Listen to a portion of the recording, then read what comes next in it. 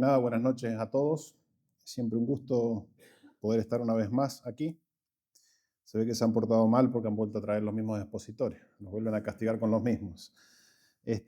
Bueno, el tema de hoy que me pidieron es hablar un poquito sobre un tema tristemente real, puesto nuevamente sobre la mesa por algunos hechos ocurridos, que es sobre la violencia escolar, aunque yo voy a hablar de la violencia en general.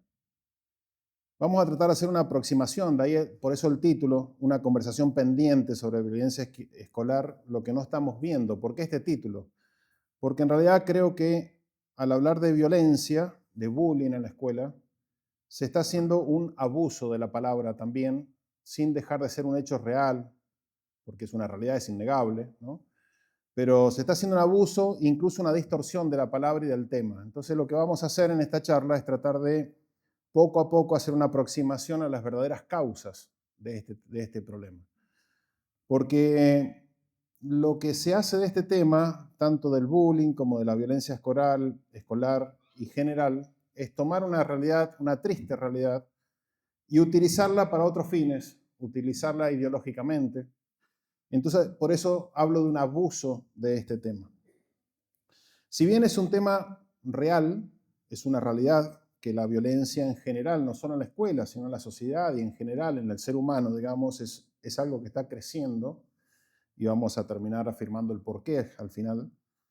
Por otro lado, también debemos advertir que hay una enorme manipulación de la palabra violencia, tanto por las ideologías de turno, principalmente por la ideología de género, por el feminismo, etcétera, etcétera, que sin dejar de ser real, no estoy negando para nada el problema, sin embargo hacen un abuso de esta palabra que de alguna manera diluyen algunos temas que son reales y exageran otros.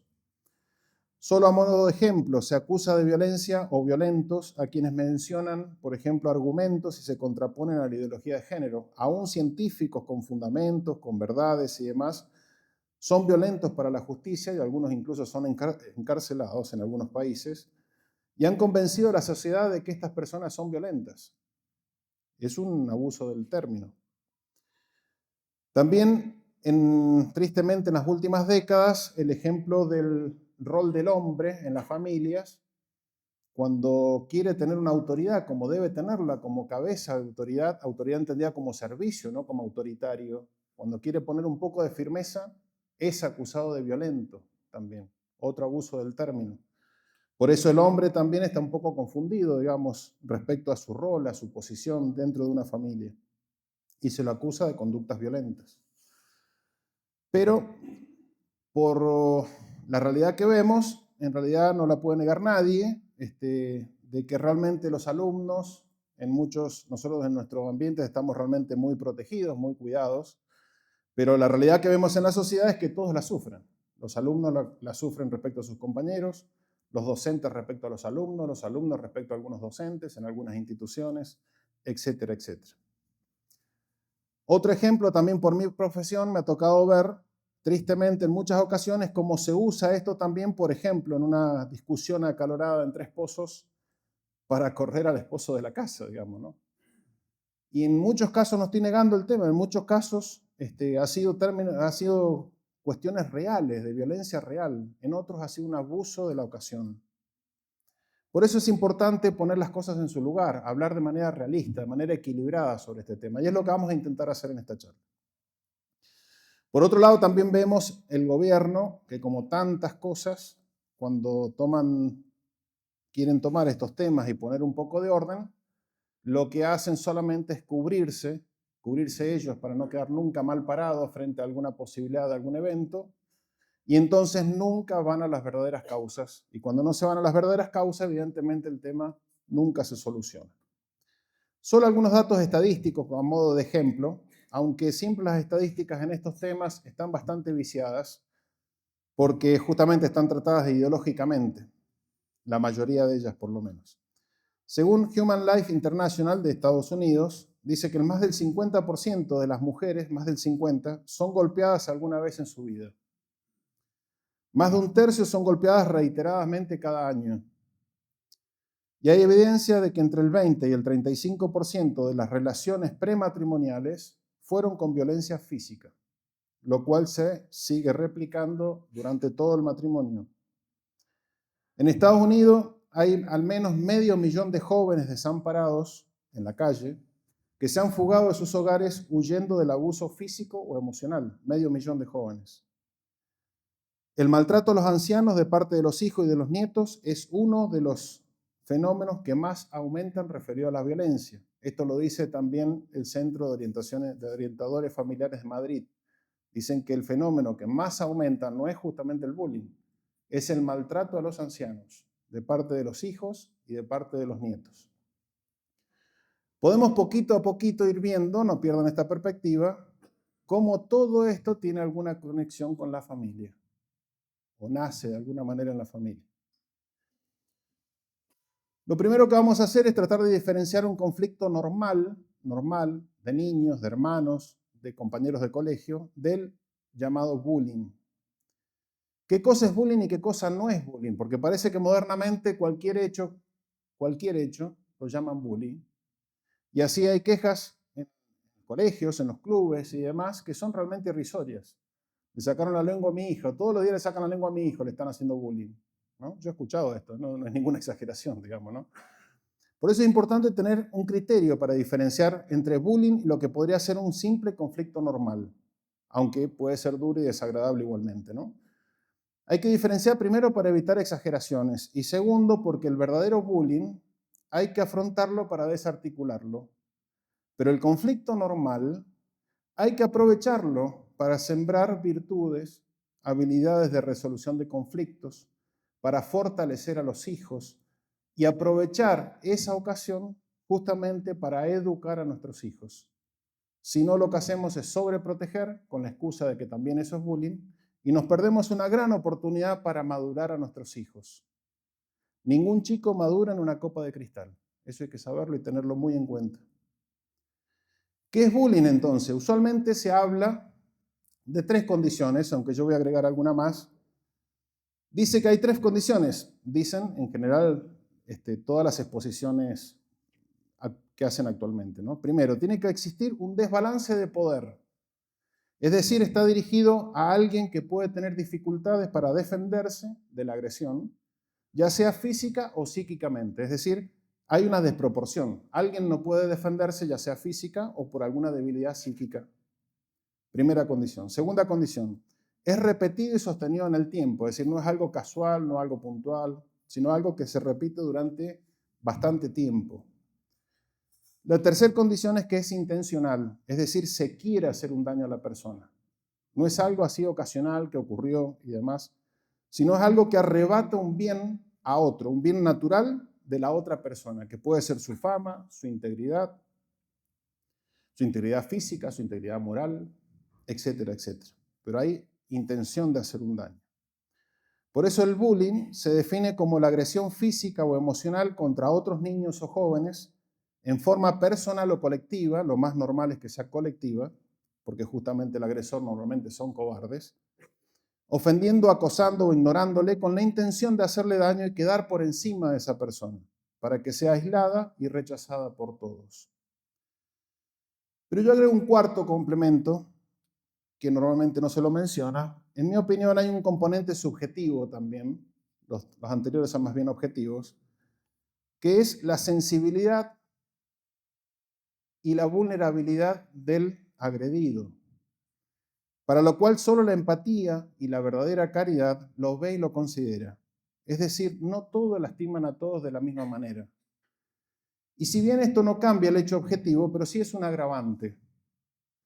Hay hechos como cargadas o gastadas, que son simples, que quizás objetivamente no es un hecho de una gran agresión, como puede ser, por ejemplo, cargar a una persona tímida, un compañero tímido que se pone en colorado y demás, o por alguna situación familiar o por alguna situación que está pasando, que si bien es una ofensa, pero quizás hay ciertos alumnos o ciertos compañeros o ciertos niños que lo viven de una manera mucho más intensa que otros. Por ejemplo, me tocó atender una familia, una hija de una familia muy humilde, que era muy tímida, al punto que había comenzado con ataques de pánico por las cargadas de su compañero respecto a su timidez. Es decir, la diversión del curso era cargarla cuando pasaba a decir una lección para que se ponga colorada, y esa era la diversión del curso. Esta chica, por su debilidad psicológica, este es el componente subjetivo que estoy mencionando, lo vivía de una manera súper intensa. Había empezado ya con ataques de pánico y de hecho dejó de ir al colegio. No podía pisar el colegio porque se desmayaba o le daban ataques de pánico, etcétera, etcétera. Es un componente que solamente lo puede ver el compañero o la compañera del curso o de la escuela o del club si sabe y aprendió en su casa a vivir la caridad. Porque solamente considera al otro y mira al otro y actúa en función al otro aquel que aprendió a amar. ¿Y dónde se aprende a amar si no es en una familia? Por eso ya podemos ir vislumbrando hacia dónde vamos. Ahí hay un objetivo, entonces, un gran objetivo para educar y para considerar, para generar empatía, para generar comprensión. Esto en todos los centros educativos, pero principalmente y básicamente en la familia, como vamos a mencionar más adelante. Aquí es importante advertir que en realidad todo acto de violencia es de fondo una pérdida de control de una pasión, que es la ira. La pérdida del control de la ira, eso es un hecho de violencia. Y es el esquema que está siempre detrás de todo acto violento. Si no, no hay violencia si no se da esto. Por lo tanto, es un acto de falta de integridad, de falta de madurez, de falta de dominio de las pasiones, de las potencias superiores sobre las pasiones. Y esto se aprende en las primeras infancias en casa.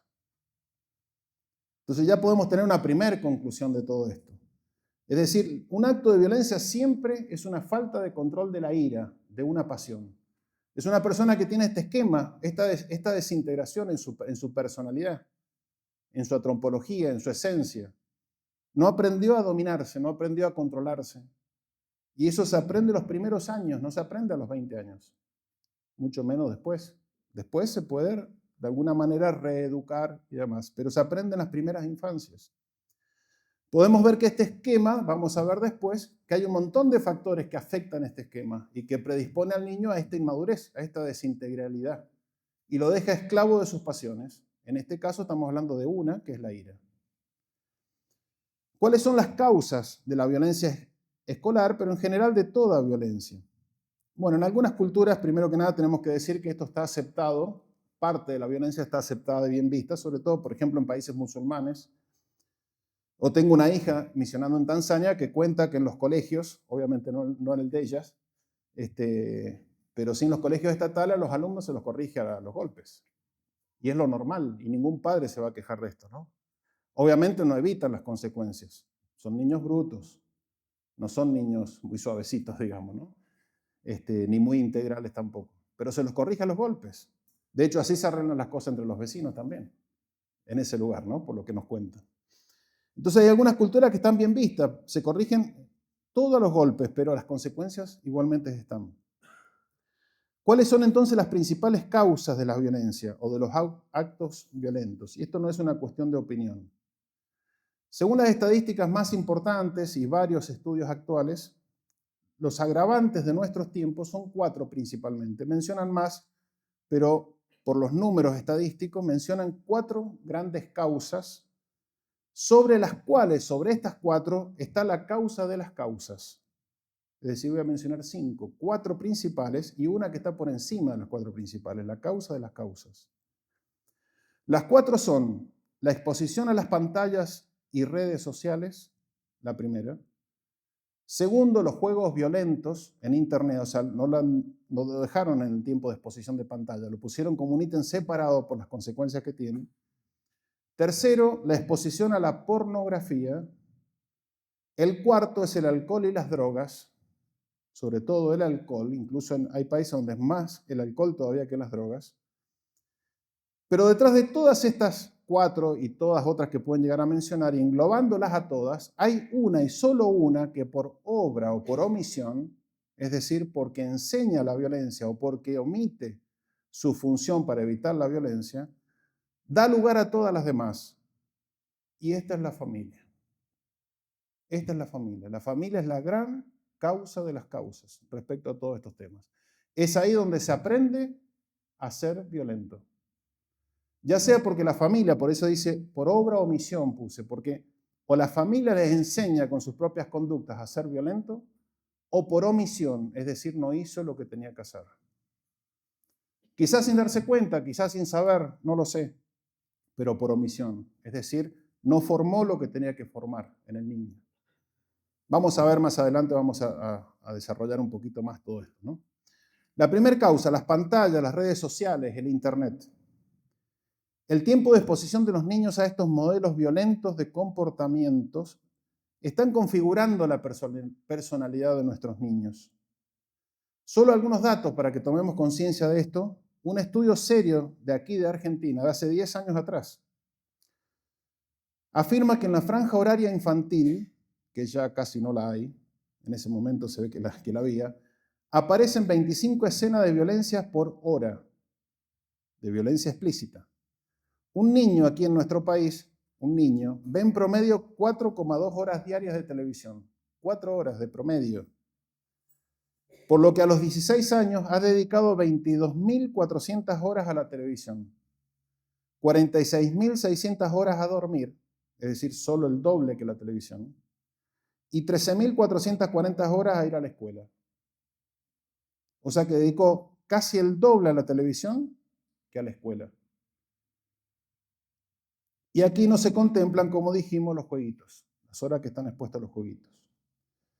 Víctor Frank decía, no hay dudas que al mostrar las formas de agresión o modos de conducta criminal y violenta, al mostrarla, y eso hacen los medios de comunicación, los medios están enseñando modos y la gente y los niños principalmente están aprendiendo dichos modos. Por eso dijimos al principio, están configurando la personalidad, porque un niño que no tiene, pasaría con un adulto, pero un niño que no tiene las potencias superiores maduras, están siendo configurados al estar tanto tiempo expuestos a estos medios. Por eso no estamos hablando solo de el hecho de cuando ven una película súper violenta o cuando ven pornografía, que vamos a mencionarlo enseguida. Solo el hecho de que esté tanto tiempo bombardeado por los medios de comunicación, por las redes sociales, donde los valores, donde todo lo que les inculcan, las estructuras en general, todo eso está estructurando la persona de nuestros niños.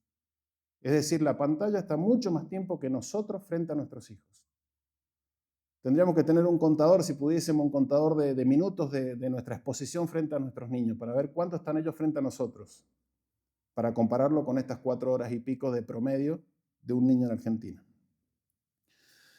Hay valores estructurales en todo ese bombardeo, consciente o inconsciente, a propósito o no, en algunos casos, que estructuran el pensamiento y de ahí la afectividad de nuestros niños. Valores como la ambición, que son estructurales, es decir, no es que hablan explícitamente de la ambición, de la avaricia, etcétera, etcétera, sino es que toda la película, lo que ven, las noticias, están estructuradas por estos valores. Y así se estructura su pensamiento, su modo de pensar, su modo de actuar. La envidia, el egoísmo, la venganza, la ira. Es decir, todo lo contrario a los valores cristianos. Están expuestos horas y horas y horas a este bombardeo y no a los valores cristianos. Y aún así hay padres que no ven esto y no entienden, y muchas veces no entienden por qué sus hijos tienen ciertas conductas y les hemos enseñado otra cosa. Bueno, esta puede ser una de las respuestas o por lo menos uno de los componentes que responden a esa pregunta.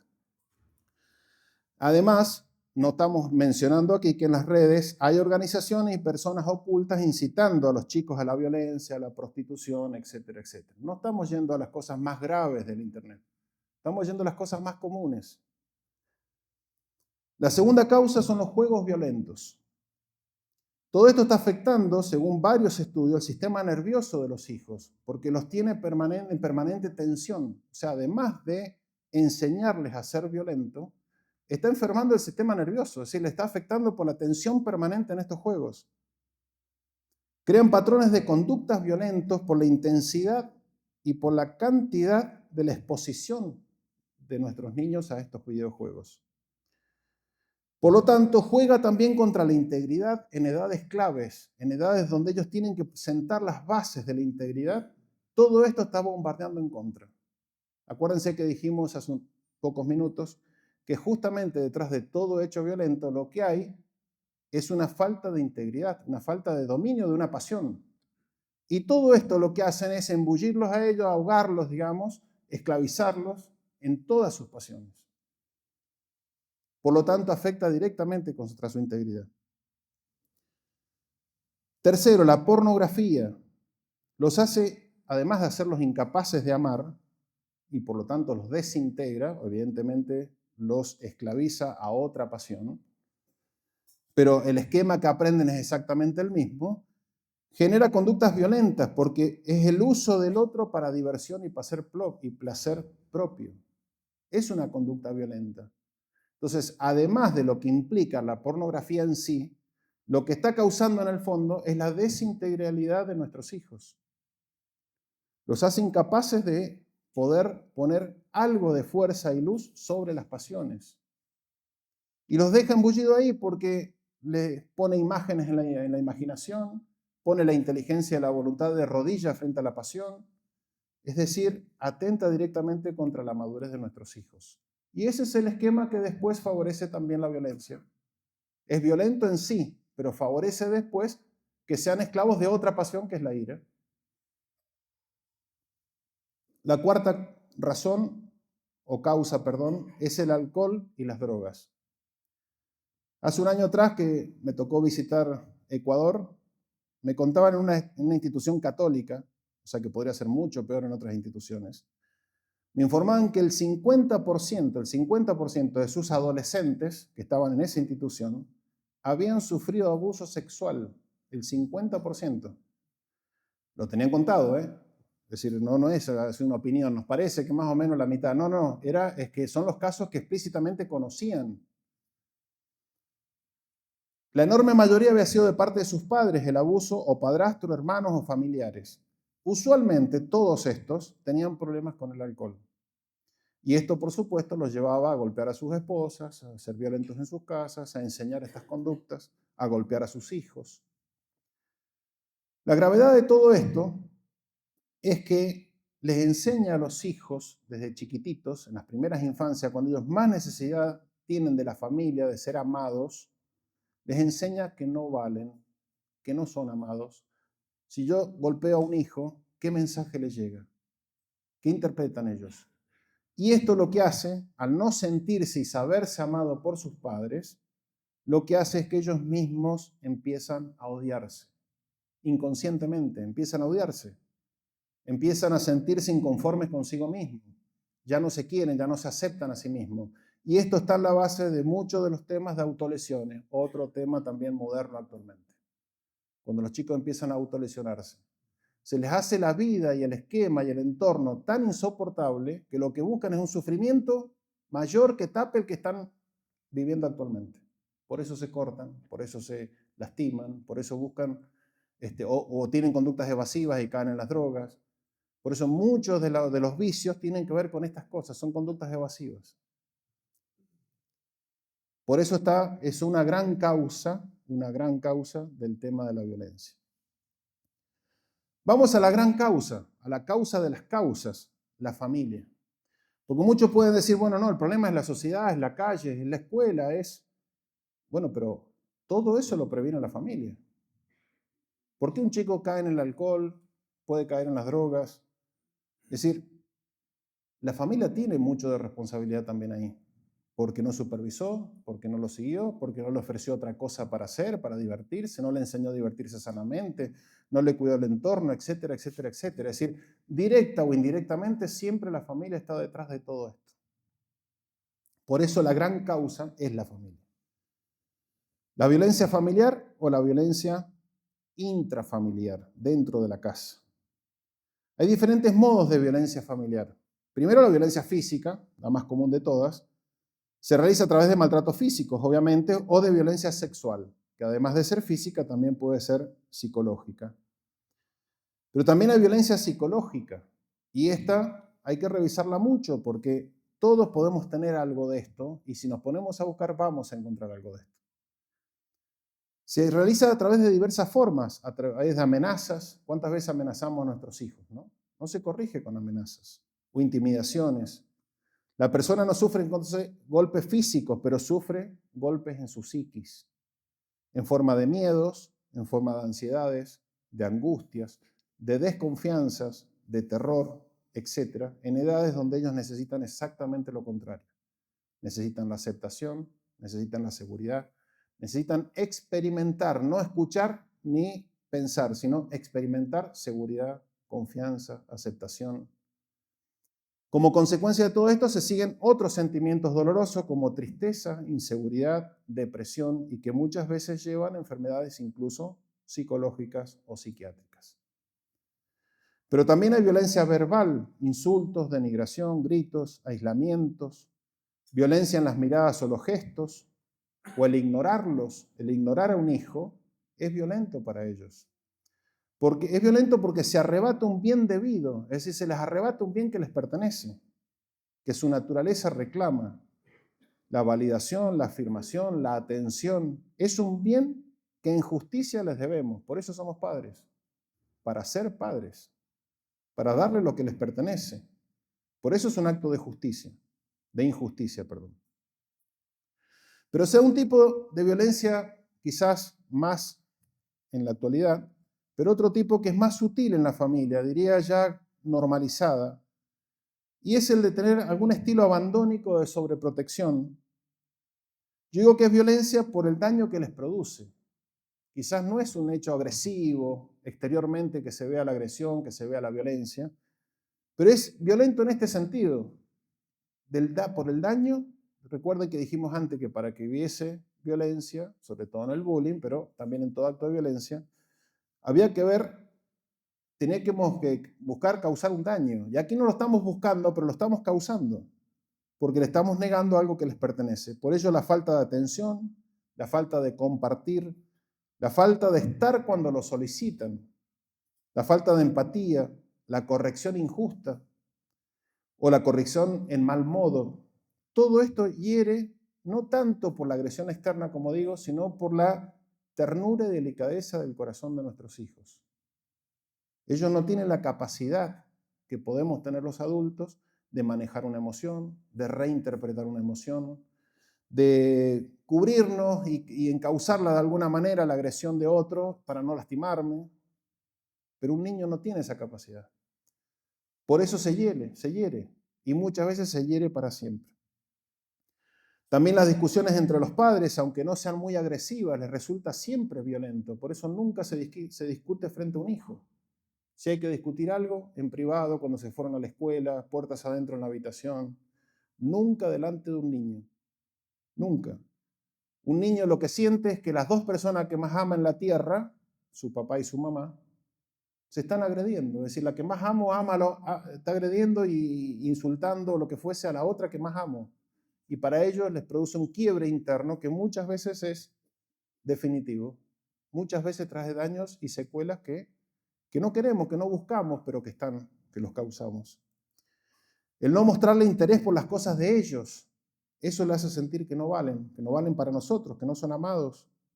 Cuando le mostramos interés por sus intereses, por sus preferencias, los tomamos en cuenta, ellos viven y respiran otra cosa. El no dedicarles tiempos de diversión, de recreación con ellos, o las conversaciones formativas, etc. El no tener tiempo para ellos, que muchas veces lo hacemos por la urgencia del día a día, sin darnos cuenta, sin conciencia, pero el daño se realiza igual. Son todos modos tal vez sutiles porque no ejercen agresividad explícita de parte de los padres, pero que resultan en cierto modo violentos, al menos por la delicadeza, como dijimos, de sus corazones. Digo que los viven en cierto modo de manera violenta porque les niegan o les arrancan algo que ellos, su naturaleza les reclama. Y eso es algo propio del ser humano, de todo niño. No hay niño que escape a esto. Ahí es donde nace muchas veces el rencor, el odio, la rebeldía, la herida, y ahí nace muchas veces la violencia. Además, dijimos, ellos no pueden digerir esas conductas sin acusar recibo, es decir, unos más, otros menos, de acuerdo a su psicología, pero se van a herir. Es decir, sin daños quizás aparente, pero quizás en el tiempo afloran. Muchas veces estos tratos violentos producen daños que son irreparables en los hijos, o en la esposa, o en el esposo, o en quien lo sufre. Las consecuencias que dejan son varias, son físicas, son psíquicas, son familiares, porque muchas veces ellos repiten estas conductas y es la causa del fracaso de muchos matrimonios, de muchos vínculos entre hermanos, etcétera, etcétera. Y también tiene consecuencias morales, porque normalmente, como dice el padre Fuentes, produce ecos, imitación y contagio. Es decir, ellos reproducen muchas veces lo que recibieron de sus padres. Primero, porque le responden a sus padres de la misma manera. Segundo, porque repiten sus conductas. Porque la violencia es contagiosa. No hace falta que sean a veces muy maltratados por los padres externamente. Bastan con que vean a sus padres maltratarse o resolver los conflictos a los gritos. Por tanto, las verdaderas causas en general, todas, unas más directas, otras menos, pero todas están en la familia. Por eso, algunas áreas de cuidado para la prevención en la familia. Y con esto llevamos directamente al trabajo en la familia. Primero que nada, tal vez la conclusión más importante que podemos sacar de esta charla es que todos estos actos de violencia en diferentes intensidades son contrarios al verdadero amor, a la verdadera caridad, la cual se vive y se enseña o se aprende en una familia y no en otro lado. Todas las demás instituciones son subsidiarias, es decir, colaboran con la familia. La escuela, el club, el gimnasio, etcétera, etcétera. Deberían colaborar con la familia. Pero quien pone las bases del comienzo es la familia. En primer lugar, porque el niño, como venimos diciendo en varios puntos, el niño necesita en primer lugar saberse y sentirse amado. Que es muy diferente a que yo diga, pero si yo amo a mi hijo. Sí, sí, pero tu hijo lee en tus conductas, en tu trato, que lo amás. Son dos cosas distintas. Yo estoy seguro que todo padre y toda madre ama a su hijo, pero ellos, ¿qué leen en mi conducta, en mi trato, en mi dedicación hacia ellos? ¿Pueden leer eso? ¿Tienen la capacidad de leer eso? Porque si ellos no se sienten amados, no tienen la capacidad, después de salir afuera, es decir, de amar a los demás. Por eso, si nosotros queremos evitar todo acto de violencia, se hace con su contrario, enseñando a amar, enseñando a practicar la caridad. Un chico que aprende esto, no se le cruza por la cabeza ser violento. Podrá tener alguna conducta aislada, algún hecho aislado algún día que se levantó cruzado, pero va a ser algo aislado, no va a ser algo estructural en su personalidad. Por eso, este es el gran objetivo en la familia, enseñar a nuestros hijos a practicar la caridad. Vamos a decir algo más, un poquito más adelante. El segundo punto es, como en cada charla me lo van a escuchar, es el de realizar día a día, minuto a minuto, un vínculo afectivo y amistoso fuerte con el hijo. Lo repito en cada charla y en los distintos temas, porque es una de las cosas que más trabajo cuando hay algún problema en un vínculo con un hijo y es lo que más resultado y más rápido da. Cuando yo educo a un hijo, necesito el vínculo de unión con él a través del cual llega la educación, que es el vínculo amistoso con él. Si un chico no siente amistad equilibrada, amistad razonable, no esa amistad adolescente, inmadura, digamos, que puede tener un padre moderno con un hijo. No es eso. Es la amistad que da confianza, que da apertura, que abre el corazón de los hijos. Esa amistad. Ese vínculo afectivo, tengo que cultivarlo todos los días con un hijo, para que tengan mayor confianza y seguridad, y así van a crecer más firmes. Es ahí donde uno advierte en esa confianza, en ese diálogo amistoso, cuando un hijo siente que se puede abrir, que su papá o su mamá lo va a escuchar, y después lo va a aconsejar, y si lo tiene que corregir, también lo va a corregir, pero lo va a corregir con caridad. Pero primero lo escuchó y le permitió abrirse, y lo entendió y se sintió entendido, se sintió acompañado y demás. Ese hijo abre su corazón, abre su alma y expresa lo que le pasa. Si yo no tengo ese vínculo, ¿cómo puedo advertir que algo le pasa? No me dejan ver para dentro de ellos. Es crucial esto. Entonces puedo escuchar si yo tengo ese vínculo, puedo ver algunas señales de alarma cuando algo está pasando con un hijo. Pero si estoy distraído, ¿cómo hago para verlo? Puedo tener sensibilidad, puedo tener empatía, puedo ver las señales de alarma, por ejemplo, cuando cambian una conducta, cuando cambia su ánimo, cuando cambia su alegría, cuando cambia su humor, cuando cambia el rendimiento escolar, cuando cambia su apetito, cuando cambia sus conductas, cuando cambia sus conductas sociales, cuando se empieza a aislar. Todos estos son señales de no solo de bullying, sino de muchos otros trastornos. Pero cuando yo estoy atento, empiezo a advertir que algo está pasando. Y entonces empiezo a buscar qué es lo que está pasando. Pero esto, yo necesito este vínculo, si no este hijo no abre nunca su corazón. Se van a enterar otros antes que yo. Cuando cambia su animosidad, cuando empieza, no quiero ir a la escuela, empieza con esos miedos, con esos temores, o no quiero ir a tal lado. Cuando vemos algún daño en su autoestima, etcétera, etcétera. Pero todo esto yo lo puedo advertir cuando estoy mirando y escuchando su interior. Si no, es imposible sin esta amistad. Y segundo, porque de este tipo de vínculo, desde este tipo de vínculo afectivo, es donde yo llego a su interior. Y por lo tanto puedo fortalecerlo, puedo darles ideas cómo manejar tal o cual situación, le puedo enseñar a manejar un conflicto, a manejar una amistad, a hacer un bien a otro, a practicar la caridad, a alejarse si tengo que aconsejar alejarse de algún compañero, etcétera, etcétera. Pero si yo no tengo ese trato, esa apertura, no me entero qué pasa con mi hijo. Cuando me entero, muchas veces es tarde. Por eso esto es clave, digamos. Y esto es clave. Y se hace dedicándole tiempo, estando atento. Tercero, educar en habilidades resolutivas de conflictos. Es decir, a los chicos para que maduren, porque la vida, gran parte de la vida se trata de esto también. Educar habilidades para que puedan resolver conflictos. No le tengo que evitar los conflictos a mis hijos. Porque la vida está llena de conflictos, lo sabemos los adultos. ¿Cuántos conflictos hay en el trabajo, en el ambiente, en el club, etcétera, etcétera? ¿Cuántos conflictos hay? Hay que saber resolverlos.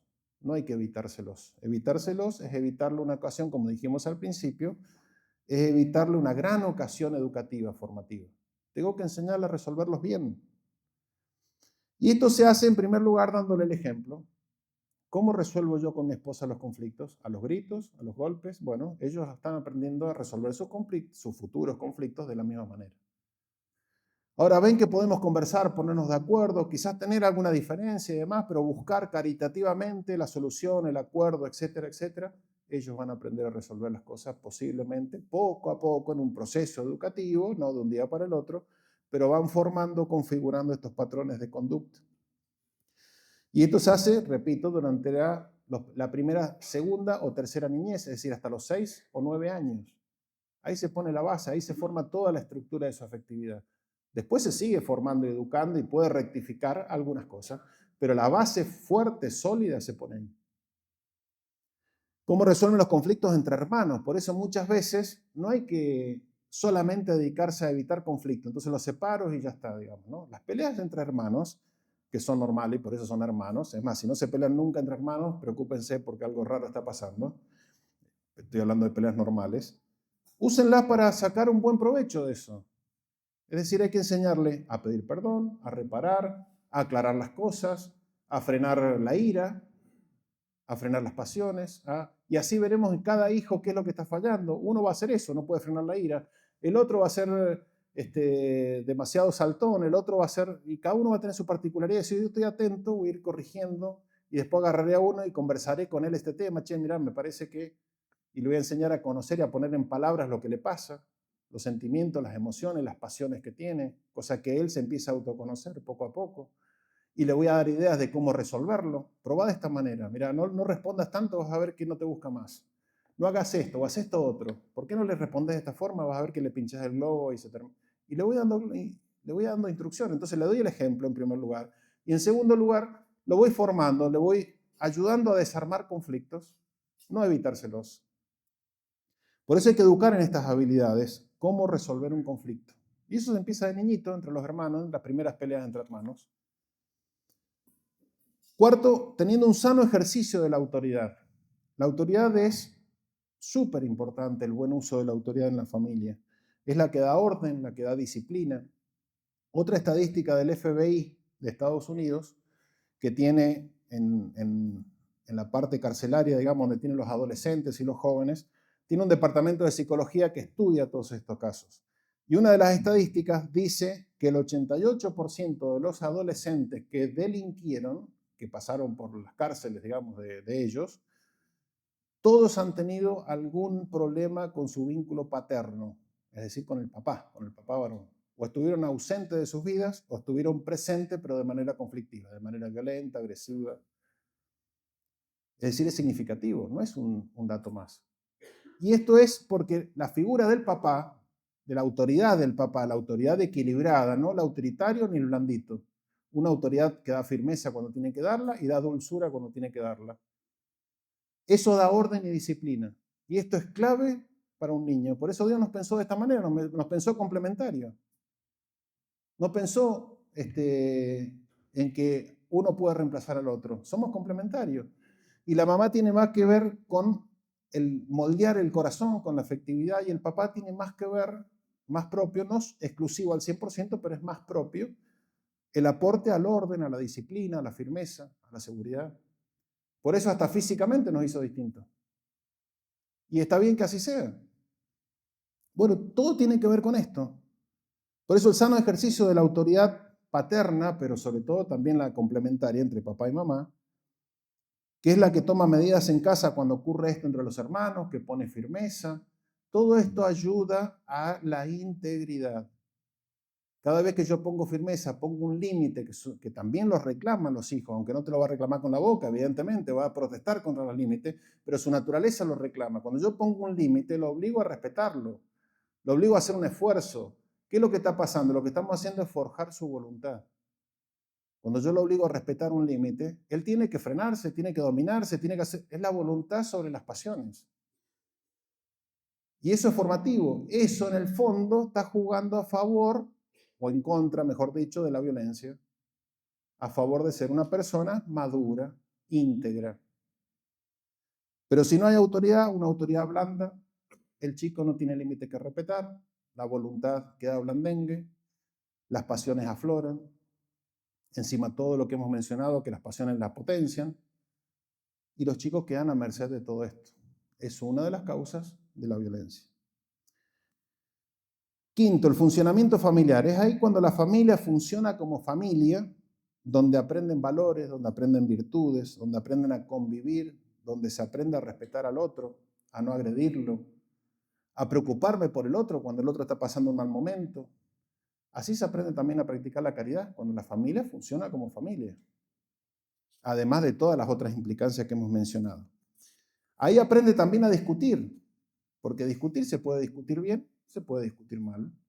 Se puede discutir agresivamente o se puede discutir constructivamente sobre cualquier tema, aunque sea de política, pero podemos discutir buscando la verdad, por ejemplo. Y es una gran virtud que podemos generar en nuestros hijos. El saber discutir, el saber defender, el saber... Ahora, cuando la discusión tiene por fin la agresión, estamos enseñando lo contrario. Por eso todo eso se aprende en la convivencia diaria, en el minuto a minuto, cuando la familia funciona, funciona como familia, con toda la problemática que tenemos todas las familias. Porque la familia está formada por seres humanos con pecado original, o sea que todas las familias tenemos un montón de problemáticas y de defectos que desterrar y cosas que superar. Eso es de cajones, así, digamos, es lo normal, digamos, ¿no? Pero cuando día a día damos esta lucha y ordenamos y ordenamos y ordenamos a nuestros hijos, incorporan esas conductas. Por eso cuando la familia funciona en modo egoísta, por ejemplo, bueno, aprenden a ser egoístas y así fracasan después en sus futuras familias. Cuando aprenden a ser agresivos, porque la familia funciona de esa manera, todo se resuelve de esa manera, bueno, es lo que aprenderán a funcionar en su futura familia. Pero si la familia funciona de modo manso, caritativo, aprenderán a funcionar también de ese modo. Por eso son todas cosas para corregir en el día a día.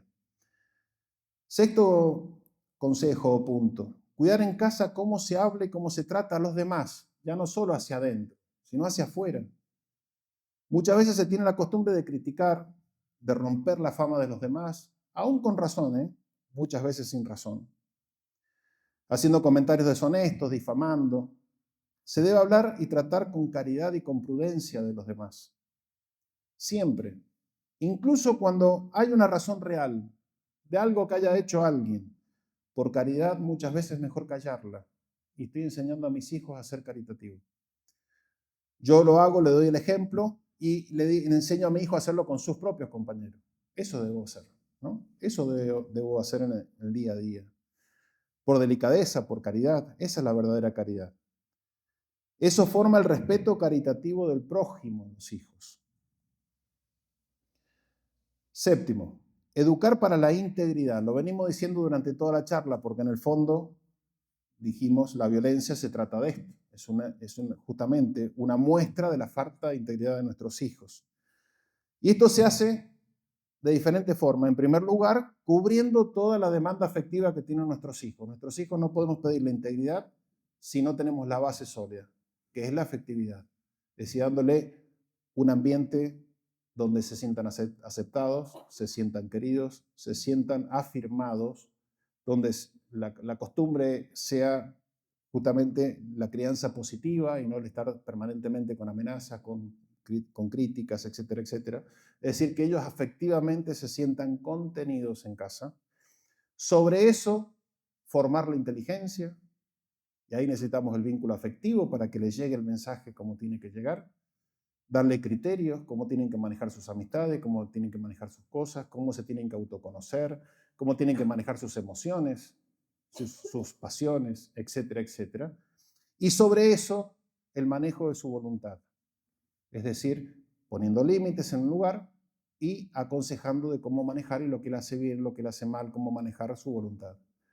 Y dar este proceso permanentemente. Y algunos llegan más rápido, otros más lerdos, pero si yo no hago esto en casa, lo cierto es que nunca van a llegar. Porque todo lo demás me van a jugar de alguna manera en contra. Por eso debo educar para la integridad. Es el gran objetivo de la educación, el ayudar a integrar sus potencias, su interior, su persona. San Juan Pablo II decía, el mundo se resiste a creer palabras que no van acompañadas de un testimonio de vida. Se resiste, y nuestros hijos mucho más. Por eso la mejor formación es el ejemplo en casa. Y el Papa Pío XII decía, los niños tienen muy malos oídos para escuchar, pero tienen muy buenos ojos para observar. Es una verdad inmensa. Los chicos no escuchan muy poco. Aquilino Polaino decía que los chicos escuchan el 20% de lo que les decimos, pero miran el 80% de lo que hacemos. Más o menos, en otras palabras, está diciendo lo mismo que Pío XII. Por eso tenemos que trabajar para que nuestros hijos no nos puedan decir nunca, nunca, al menos con verdad, no puedo ver el bien que me hablas porque veo el mal que haces. La caridad no se enseña con grandes sermones ni con grandes imposiciones, sino con nuestro propio ejemplo de cómo manejamos nuestros propios vínculos, nuestras propias cosas y sumándolos a ello a nuestras obras, invitándolos en las obras que podamos a practicarla con nosotros desde chiquititos. Así se aprende a ser caritativo. Para ir concluyendo, me animo a, sin ánimo de negar la realidad de la violencia escolar y la violencia en la sociedad, etcétera, etcétera. Podemos decir que la violencia va increciendo, sin dudas, en la misma proporción y en la misma medida que las familias se van desintegrando, que tampoco hay duda. Nosotros estamos en un ambiente privilegiado, pero si uno ve a nivel mundial, lo que está ocurriendo es esto. Las familias son cada vez menos familias, son un agregado. Y por eso los niños están cada vez menos educados, menos formados. Quizás cada vez tienen más estudios, quizás cada vez tienen más títulos, quizás cada vez tienen más profesiones, etcétera, etcétera. Pero cada vez tienen menos formación, cada vez están más desintegrados interiormente. Por eso, la solución, la verdadera solución a la violencia y a tantas cosas es el trabajo en la familia. Toda iniciativa en favor de la familia es una iniciativa en contra de la violencia y en contra de todos los hechos lamentables, modernos, que podemos ver en la juventud. Es en la familia donde se da el campo de batalla. Si se quiere hacer un aporte de verdad que ayude de base, que ayude verdaderamente, que no sea un parche al problema, entonces hay que ayudar y favorecer a las familias a ser familias. Esa es la solución, porque ahí está la verdadera causa. Es ahí y solo ahí donde se cocina la verdad de esta cosa. Los niños o jóvenes reflejan en las escuelas y demás ambientes lo que ven y viven en sus familias cotidianamente. Esto lo decía Aquilino Polaino Lorente, un psiquiatra que se lo he mencionado muchísimas veces por su sabiduría. La verdadera prevención comienza en casa y los demás ambientes son solamente subsidiarios. Pueden enseñar, pero si la familia no pone la base, qué difícil que es. Por eso me animo a decir que el ABC de la educación de los hijos, es decir, el principio que despeja toda duda, el principio que resuelve todos los temas, los resume y comprende a todos, y que si trabajamos cada día en casa para alcanzarlo, este principio, resuelve toda la educación y todos los problemas de nuestros hijos. Y es la respuesta que Jesucristo le da a los discípulos cuando le preguntan, ¿cuál es el mandamiento más importante? Él respondió, amarás al Señor tu Dios con todo tu corazón, con toda tu alma y con toda tu mente. Y el segundo es semejante al primero, amarás al prójimo como a ti mismo. Este es el gran objetivo en casa. Podemos parafrasear esto diciendo justamente eso. Si querés evitar en tus hijos todo esto, pues enseña a tus hijos a amar a Dios y a amar al prójimo. Un niño que aprende esto y una familia que intenta vivir todo esto, todo se ordena, todo cobra otro sentido, todo tiene otro color. Ya el egoísmo no destruye a la familia porque ama a Dios, porque ama al prójimo. Y un niño que ama a su prójimo ya no sale a la calle a agredirlo. Y si lo agrede sabe pedir perdón, sabe cambiar, sabe recapacitar, sabe ayudarlo, sabe reparar. Por eso cuando este principio lo ponemos en práctica y lo tenemos bien grabado en nuestra memoria para cada día revisarlo y cada duda que tengamos, ¿qué hago con esto? Pensar en este principio, a ayudarles a amar a Dios y ayudarles a amar al prójimo, pues son niños que tienen todas las vacunas puestas para salir a la sociedad. Son niños que no van a caer en hechos de violencia, que no van a delinquir y que si llegase a pasar por la razón que fuese, van a tener armas y la fortaleza para levantarse, para volver a Dios, para pedir perdón, etcétera, etcétera. Este es el gran principio que tenemos que tener en cuenta y entiendo que es la gran solución a todos estos problemas. Nada más.